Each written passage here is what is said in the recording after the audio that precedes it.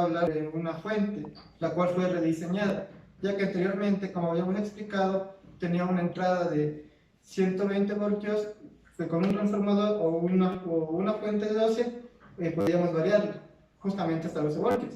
Lo que hicimos ahora, como vemos en el tema, es variarla hasta 25 y la parte de señal alterna la mantenemos intacta. Para esto modificamos algunas cosas, las cuales vamos a explicar.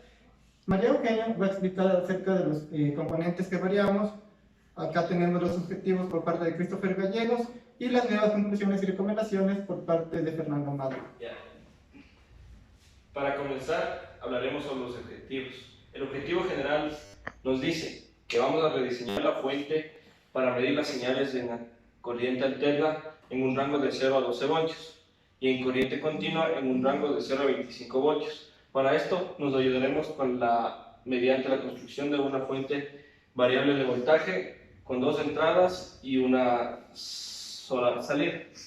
Como objetivo específico número 1 tenemos rediseñar el diseño del circuito al que se añadirá un conmutador en las salidas y el cambio de esquema DC en corriente continua para poder variar en un rango de 0 a 25 voltios. Como objetivo específico número 2 tenemos diseñar una fuente de voltaje variable de 0 a 12 voltios con una entrada conectada a un transformador para la señal senoidal y la otra entrada a un cargador de 25 voltios conectada a un LM317 para su señal continua. Como objetivo específico número 3 tenemos variar la onda de la señal senoidal para observar su comportamiento, variar el voltaje, ver cómo varían los voltajes pico a pico, voltaje RMS, así como su periodo, su frecuencia y su amplitud. A continuación vamos a proceder a revisar las actividades y resultados que tenemos en nuestro proyecto. Para nuestro objetivo específico 1 tenemos las siguientes actividades. Como actividad 1 tuvimos diseñar el circuito para variar el voltaje en un rango de previamente de 0 a 12 voltios, pero ahora la vamos a variar de 0 a 25 voltios en corriente continua. Como podemos observar en el circuito, la mayoría de elementos se mantienen intactos. Luego procederemos a ver qué se cambió. Como actividad 2 tuvimos diseñar el circuito para variar el voltaje de 0 a 12 voltios pero en corriente alterna. Como explicamos antes, nos ayudamos de esto de un transformador reductor de 110 a 12 voltios. Para el objetivo específico 2 tuvimos las siguientes actividades. Como actividad número 1, añadimos a nuestro simulador un osciloscopio para poder observar cómo varía la onda de la corriente alterna.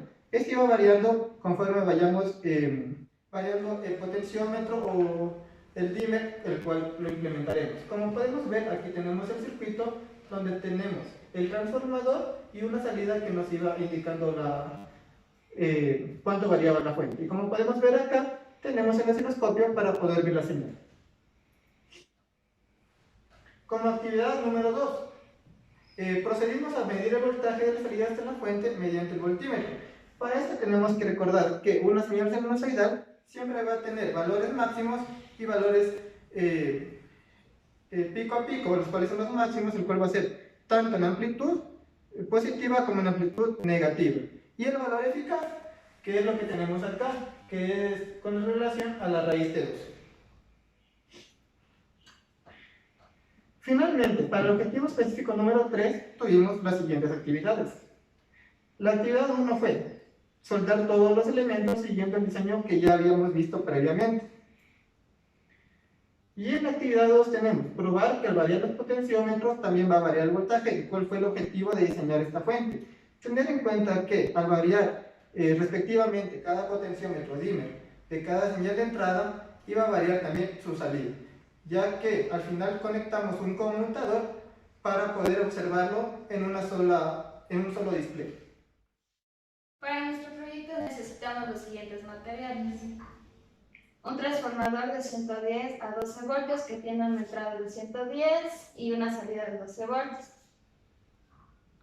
Un cargador de 25 voltios que nos ayudó para alimentar la fuente de entrada de la corriente continua. El regulador de voltaje LM317, que posee una protección para limitación de corriente y acceso a la temperatura. Una resistencia de 1K con una potencia de dispersión de 0 a 25 vatios. Un potenciómetro de 10K que tenía una tolerancia de más o menos 20% y una potencia de 0,125 vatios.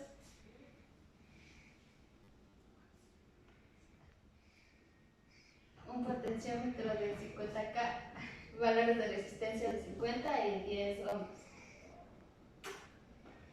Un voltímetro de corriente continua que nos ayudó para visualizar la salida de la corriente continua. Un mini voltímetro de corriente alterna y este nos ayudó para visualizar la salida de la corriente alterna. Los lagartos eléctricos.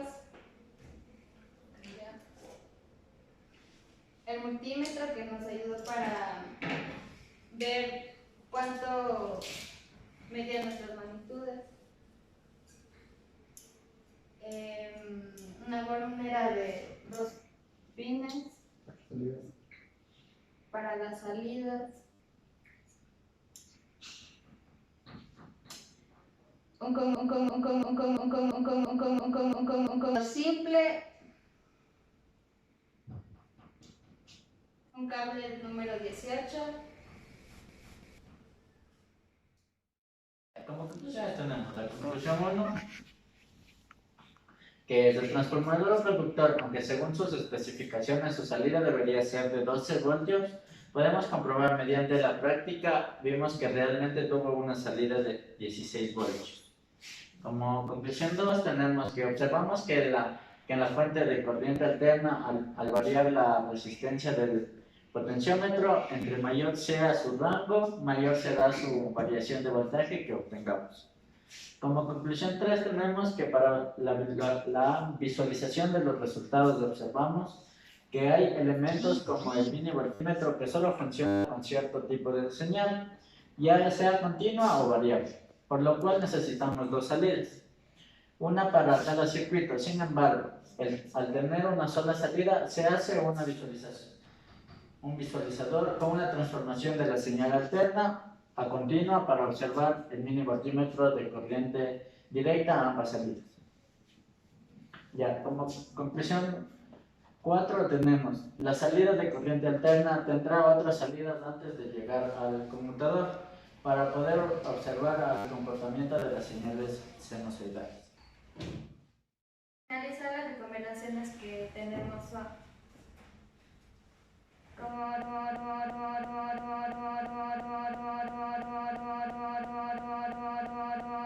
recomendación 1 es no manipular directamente los elementos, ya que podríamos recibir una descarga.